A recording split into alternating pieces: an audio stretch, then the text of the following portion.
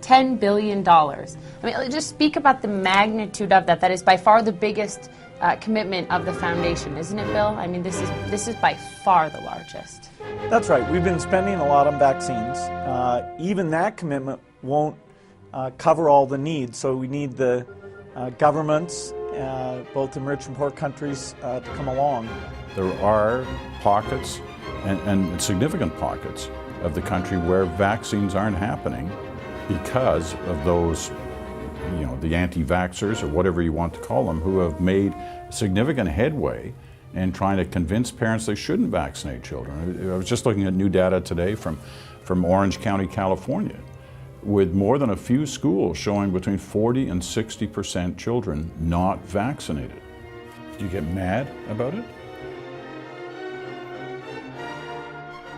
According to the World Health Organization, as of 2019, vaccine hesitancy has been placed on the global threat list.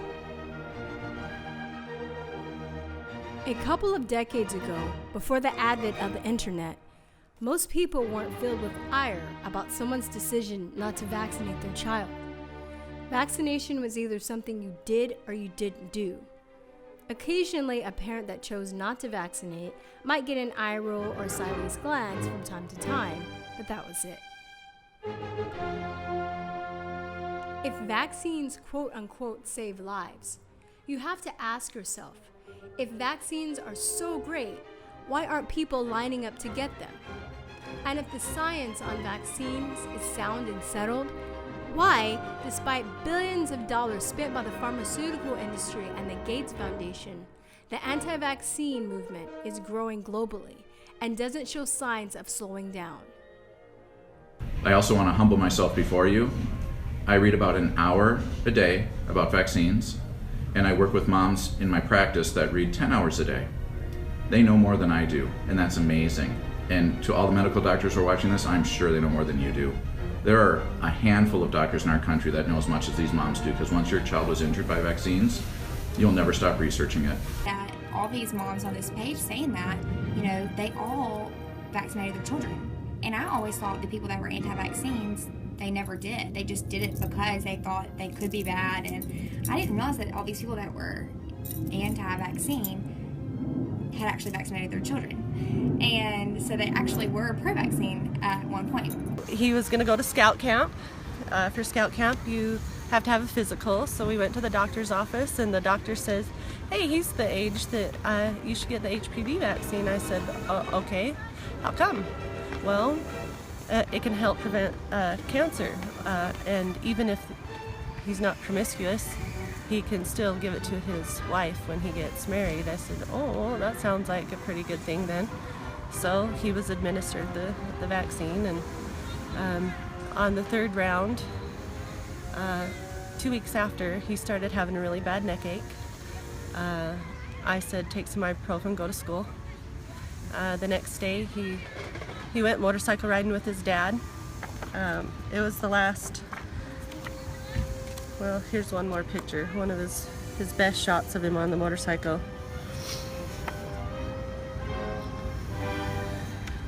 Strong kid. He loved showing off his muscles. My son used to walk, talk, rip, run, play. I am hurting so bad on the inside. So bad. You see him holding my son up. If I let him go right now, he's just gonna flop over. Look. There's nothing he can do for himself.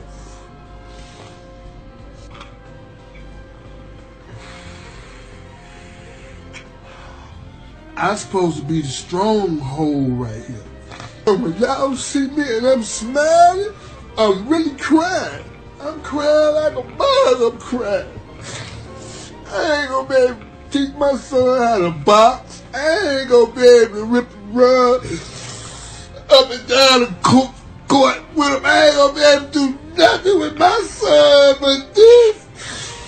Oh man, and the biggest pain of all is when I die, I don't know who gonna take care of him the way I do.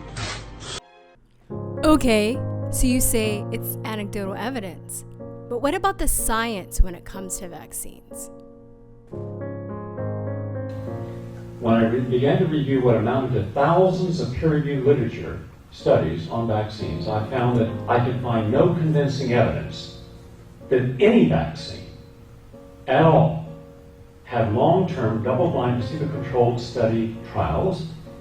And even when they said, when the evidence I did examine, that the CDC and the FDA and other organizations were using as, oh, of course they're studies, and they showed the studies, they would say, well, this is a study, and then I would find that, well, you left out the virus part of the vaccine, but you included all the other ingredients, including thimerosal and mercury and formaldehyde, etc.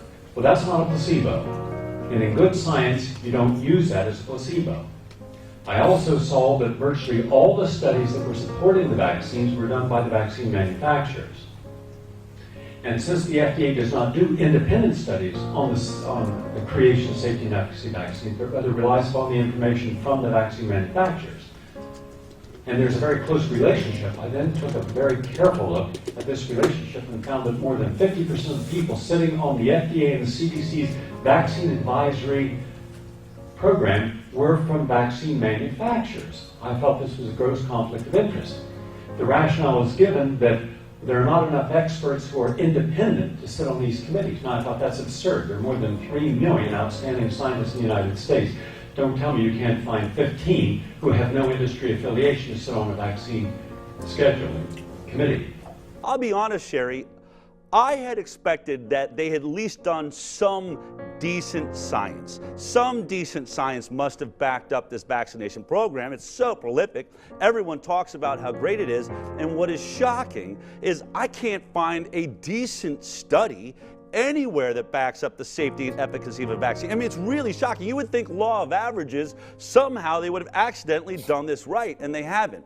Now, And Doug, that's exactly why I've spent so much time in this. When I first got started researching all of this, and I subscribed to the Pediatric Infectious Disease Journal and JAMA and the New England Journal of Medicine, and I was looking at all the CDC documents, it's exactly what you said. It's like I kept reading more studies and more studies, thinking that sooner or later I would find something that made sense, something that was really true science. But when they would say, even in some of the studies, I looked at a couple this morning that they quote in the abstract that they used a placebo.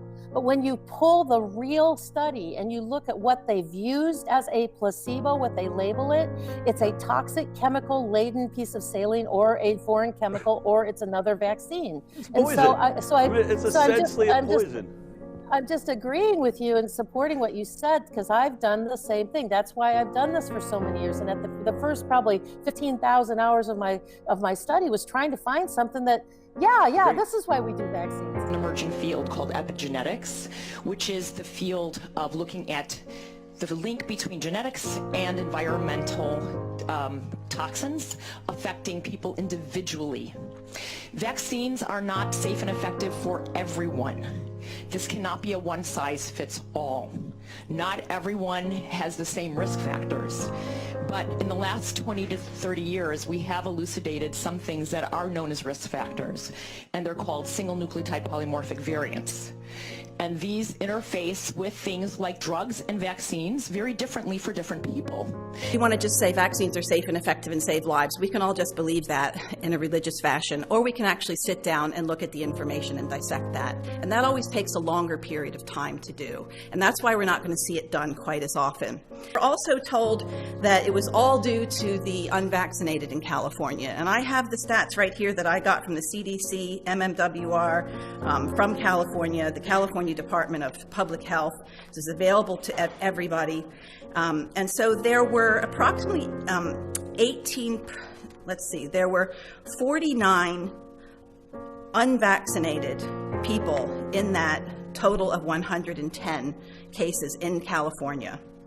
And I'll tell you that of them, 25 let's see, of them, 18 were old enough to have vaccination, but 12 of them were actually too young to be vaccinated. So it's not really fair to count them as unvaccinated. 9 of them were sick when the vaccine was due. Interestingly enough, there were 12% of those cases that were vaccinated.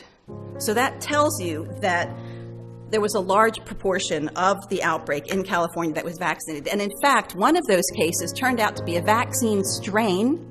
And when it was later tested because of increased surveillance, they took it off of the register and did not count it as a case anymore. And this has happened several times throughout the world where because of increased surveillance, they find that a case that they see with full-blown measles turns out to be a vaccine strain from the vaccine that child received, and they remove it from the register and don't count it as measles. So now we have anecdotal evidence and science on our side. Instead of relying on so-called authority figures to give us advice on the safety and efficacy of vaccines, we have the ability to research ourselves. We know the public has a right to information, and we no longer rely on medical authority figures trained by the pharmaceutical establishment to tell us what's good for us. We begin to ask questions such as, what are the long-term studies of the full vaccine ingredients and the synergistic effects on the body? Why aren't you allowed to directly sue the pharmaceutical industry if you're injured by vaccines? If vaccines aren't tested for the ability to cause cancer, mutate your genetics, or impair your fertility, how do they know they are completely safe? We begin to search our sources that show us otherwise. We can watch lectures by doctors, read medical papers and studies on PubMed and other prestigious medical websites. We can talk to other vaccine-injured people and hear their testimonies. And then we say, wait, maybe vaccines aren't so safe. Causes of diseases in those areas have been the same forever, and you wrote about it in your book, so you understand that. We're talking about contaminated water supplies, generation to generation hunger and starvation, protein calorie malnutrition, lack of basic sanitation, overcrowding in cities, the outright theft of agricultural lands that were traditionally used by the people to grow their own food. This is what kills people. The political program of, and he didn't specify, but obviously major corporate and government interests, is to keep that going. To keep going, death and dying in the third world from the causes that have made it so forever. But we have an ideal opportunity for a smokescreen here to obscure the whole thing and make sure that these problems are never remedied, because the leaders, dictators in the third world, and the outside corporate and government interests want to maintain a very weak, debilitated, confused, dying population because they're easier to control. The pharmaceutical industries are freaking out because keeping human beings in a state of sickness is the easiest way to keep them under control. Vaccines can cause other diseases and other disorders that lead to more prescribed medications, that lead to more side effects, that lead to more prescribed medications. People are starting to follow the money, see through the lies, and ask their own question. The internet has become the pharmaceutical industry's worst nightmare. They can't win the argument fairly, so they have to shut down the conversation. You have to ask yourself, why are anti-vaxxers so powerful that they are now considered a global threat? Because every day they are actually creating new anti-vaxxers by creating new vaccine-injured people. And as long as authority figures hide the truth, people are going to keep telling their stories and sharing their information and taking matters into their own hands so they can warn people of the dangers so it doesn't happen to them. After all, that is the humane thing to do. Just so you know, we're growing and we're not going away. #winning. Oh yeah, and all these other hashtags too. I hope you liked our video. If so, please like and share. Follow us in the social media links in the description, and peace, truth, and love.